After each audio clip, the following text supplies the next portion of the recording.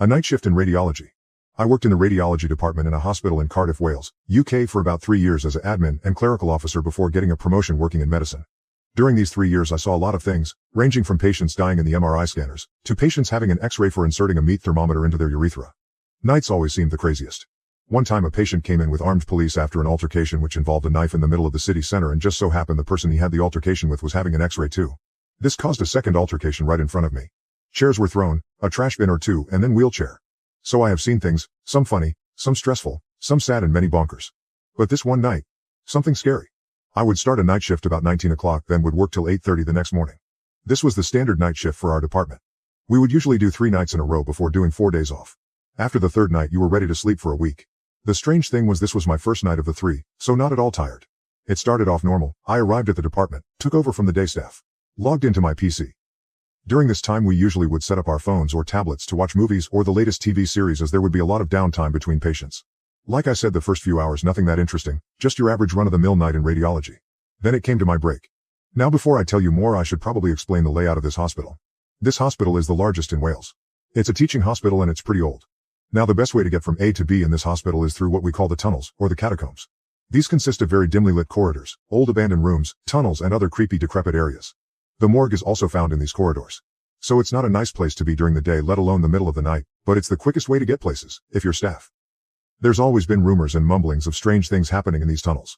Some people say they saw ghosts in old-fashioned porter uniforms taking wheelchairs to pick up patients. Others say they have seen shadows following them from the corner of their eyes. But one person has claimed they were attacked by a person wearing an old nurse's uniform from the 70s. This place is creepy even at the best of times. But for me never really fazed me. I've been down there hundreds of times before. The worst experience up to this point was having a sluice pipe drip human waste on my head. That in itself was a horror show. But tonight would be something altogether different, and maybe not even of this physical world. Like I said before, very quiet night. I had been watching the latest series of One Piece because I'm a geek. During my downtime, then a radiographer or radiology technician for my American friends out there came to take over and cover me for my break.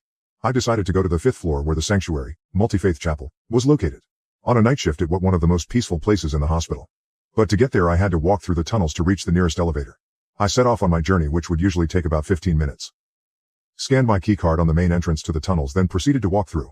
2 minutes in I started to feel like someone was walking behind me. It being a busy hospital and basically the tunnels acted like the highway, I didn't think anything of it. Suddenly I heard panting like someone was trying to catch their breath after going for an intense run. So I turned around to check and saw nothing. A bit strange, but thought it was nothing. Maybe just one of the pipes above my head creaking or a generator pumping.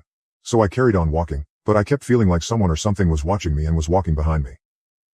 Out of sheer confusion and fear I missed my turn towards the elevators and found myself in a large section of the tunnels that I have never been before. Littered with old stretchers, beds, hospital furniture and equipment. Some of this stuff was over 50 years old, maybe older, just left to decay in a dark, smelly, decrepit and dusty corridor. This was starting to really creep me out because in all of this confusion I realized I was lost. It almost felt like I had fallen into the back rooms. Everything looked the same. I could feel a tightening in my chest, and could feel the start of a panic attack. I remember clutching my chest and running down a corridor trying to find a signpost or something to tell me where I was. The sense that something was watching me got stronger. Suddenly, I felt something hit my arm in force, almost like someone using a baseball bat. I remember falling to the ground, pulled myself across the floor towards the cold dusty wall and looked around frantically, trying to find an explanation to what the heck just hit me. Then something caught my eye. It was almost like a black mist, with glowing red eyes. It was about 20 meters away from me, just hovering in the middle of the corridor. Was this the thing that had been stalking me the entire time? I got back up and sprinted. I ran down what it felt like 100 different corridors until I found a housekeeper, janitor. He asked me what was wrong, because I looked pale. But I couldn't get any words out. He then grabbed me by the arms with a firm grip and said, "Did you see it too?" That was the last time I ever stepped foot in the tunnels. To this day I hear rumors of strange things. I'm not sure what I saw that night. Maybe I was tired. Maybe I was stressed. Maybe it was something. Why else would the janitor ask me if I had seen it too? What else is down there? Well, I can tell you one thing for sure. I won't be going to find out. Thanks for taking your time to read this. Josh.